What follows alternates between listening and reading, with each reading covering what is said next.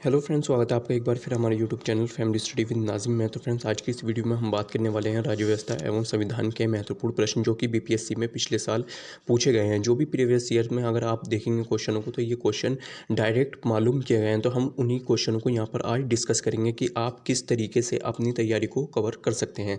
तो फ्रेंड देखिए, first question है, किसको संविधान द्वारा मौलिक अधिकारों को लागू करने की शक्ति दी गई। यानी कि आपका जो आपको टॉपिक तैयार करना है फ्रेंड्स, वो मौलिक अधिकार तैयार करने, अच्छे से तैयार करने। यहाँ से अक्सर एग्जाम में क्वेश्चन पूछे जाते हैं।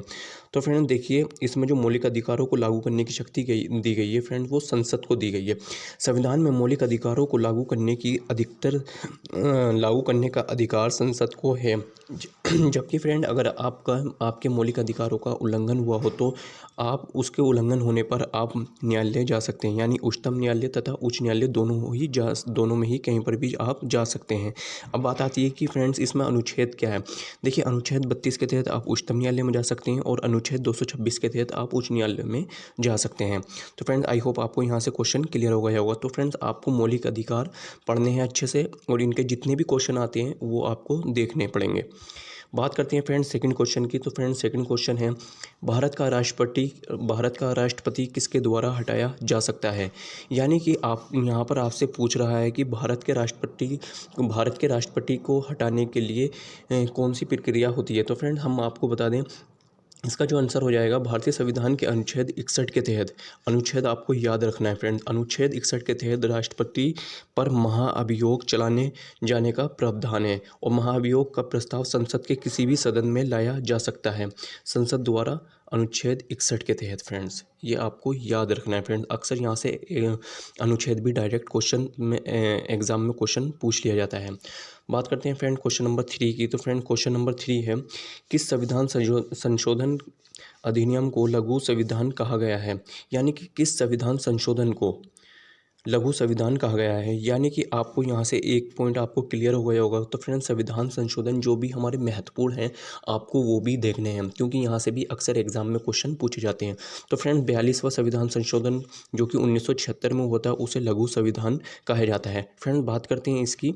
तो फ्रेंड, इसमें 42वां संविधान संशोधन के तहत प्रस्तावना में समाजवादी, धर्मनिरपेक्षता, अखंडता शब्द जोड़ा गया था।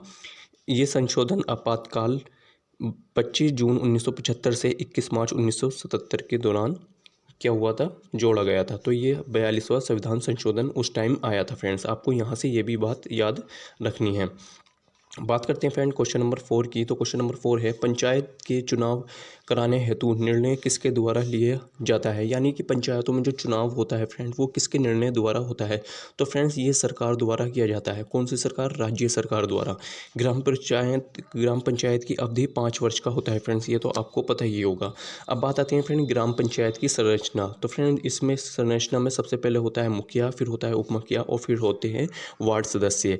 अगर हम बात करें फ्रेंड्स, देखिए यहाँ पर नोट करके लिखा हुआ है, 73वें संविधान संशोधन के अंतर्गत पंचायत को संवैधानिक दर्जा दिया गया। आपसे यहाँ पर भी क्वेश्चन पूछा जा सकता है और पूछा गया भी है फ्रेंड्स कि किस संविधान संशोधन के तहत पंचायती राज को संवैधानिक दर्जा मिला है। तो फ्रेंड्स, वो 73वें संविधान संशोधन द्वारा संवैधानिक दर्जा मिला है। किसे मिला है ऐसा फ्रेंड्स? पंचायती राज को। भारत पंचायत राज व्यवस्था सर्वप्रथम कहाँ पर लागू हुई थी? राजस्थान में, फिर आंध्र प्रदेश में आरंभ की गई थी। बात करें फ्रेंड, तो बलवंत राय मेहता समिति की सिफारिश पर पंचायती राज की स्थापना की गई थी। तो फ्रेंड्स, यहाँ से आपको इतने क्वेश्चन ध्यान रखने हैं। तो आपको पंचायती राज भी अच्छे से टॉपिक आपको तैयार करना है फ्रेंड्स, यहाँ से हमें ये पता चला। बात करते हैं फ्रेंड क्वेश्चन नंबर 5 की। तो फ्रेंड्स, क्वेश्चन नंबर 5 है, राज्यसभा में राष्ट्रपति द्वारा कितने सदस्य मनोनीत किए जाते हैं। तो फ्रेंड, जैसे कि हमें पता है फ्रेंड्स, हमारे राज्यसभा में जो अधिकतम सीटें की संख्या है फ्रेंड, वो 250 है, परंतु वर्तमान में 245 है। भारतीय संविधान के अनुच्छेद 80(3) के, देखिए फ्रेंड, ये बहुत ज़्यादा इंपॉर्टेंट है, आपको अनुच्छेद भी याद रखने हैं। भारतीय संविधान के अनुच्छेद 80(3) के अंतर्गत 12 व्यक्तियों को, कितने व्यक्तियों को? 12 व्यक्तियों को राष्ट्रपति द्वारा मनोनीत किया जा सकता है, और किया जा सकता नहीं, किया जाता ही है फ्रेंड्स। और राज्यसभा का जो गठन होता है फ्रेंड्स, वो अनुच्छेद 80 के तहत होता है। तो फ्रेंड्स, आपको यही यहाँ से याद रखना है। बात करते हैं फ्रेंड नेक्स्ट क्वेश्चन की। तो फ्रेंड, नेक्स्ट क्वेश्चन है, किस संविधान संशोधन बिल के द्वारा वोट देने की आयु 21 वर्ष से घटाकर 18 वर्ष कर दी गई? तो फ्रेंड्स ये था हमारा 61वां संविधान संशोधन। देखिए फ्रेंड्स फिर यहाँ से एक बार क्वेश्चन आ गया है संविधान संशोधन से, तो आपको महत्वपूर्ण संविधान संशोधन आपको याद करने हैं फ्रेंड्स, उसमें कौन कौन सी विशेषताएँ थीं। देखिए फ्रेंड 61वां संविधान संशोधन 1989 के अधिनियम द्वारा 326 में अनुच्छेद 326 में संशोधित करके मतदान की न्यूनतम आयु 18 वर्ष कर दी गई, जबकि पहले कितनी थी फ्रेंड्स 21 वर्ष थी। बात करते हैं क्वेश्चन नंबर 7 की। भारत के संविधान में संशोधन करके किस संविधान संशोधन के तहत मौलिक कर्तव्यों को जोड़ा गया?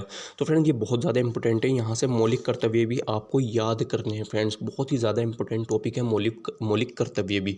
तो फ्रेंड्स भारतीय संविधान में सरदार स्वर्ण सिंह समिति, अक्सर ये समिति आपसे मालूम की जाती है कि समिति के सिफारिश के आधार पर 42वें संविधान संशोधन 1976 द्वारा जोड़ा गया था। और नया कौन सा भाग जोड़ा गया था इसमें? भाग 4 के। तो फ्रेंड्स आपको ये याद रखना है। बात करते हैं फ्रेंड क्वेश्चन नंबर 8 की। तो क्वेश्चन नंबर 8 है, यदि राष्ट्रपति एवं उपराष्ट्रपति का पद खाली हो तो भारत के राष्ट्रपति के पद पर कौन होता है? बहुत ज़्यादा इंपॉर्टेंट क्वेश्चन है, अक्सर एग्जाम में ये क्वेश्चन पूछा गया है। तो फ्रेंड्स ये अनुच्छेद 70 के अनुसार अगर भारत का राष्ट्रपति का पद खाली है तो उपराष्ट्रपति उसके पद पर आ जाएगा, मगर उसके अनुपस्थित होते हुए भी तो कौन आएगा फ्रेंड्स? भारत का मुख्य न्यायाधीश होगा।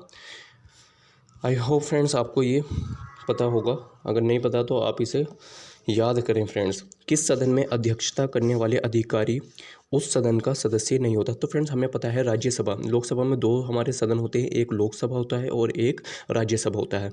तो फ्रेंड राज्यसभा का जो अनुच्छेद 63 के अनुसार भारत का एक राष्ट्रपति होगा। तो फ्रेंड ये जो राज्यसभा का जो सदस्य होता है वो कौन होता है? उपराष्ट्रपति होता है। मगर फ्रेंड्स ये अध्यक्षता करता है फ्रेंड, उस सदन की राज्यसभा की अध्यक्षता करता है, मगर सदस्य नहीं होता। बात करते हैं फ्रेंड क्वेश्चन नंबर 10 की। हमारे संविधान के अनुसार राज्यसभा का कार्यकाल है। तो फ्रेंड राज्यसभा कभी भी विघटित नहीं होती, इसका विघटन नहीं होता।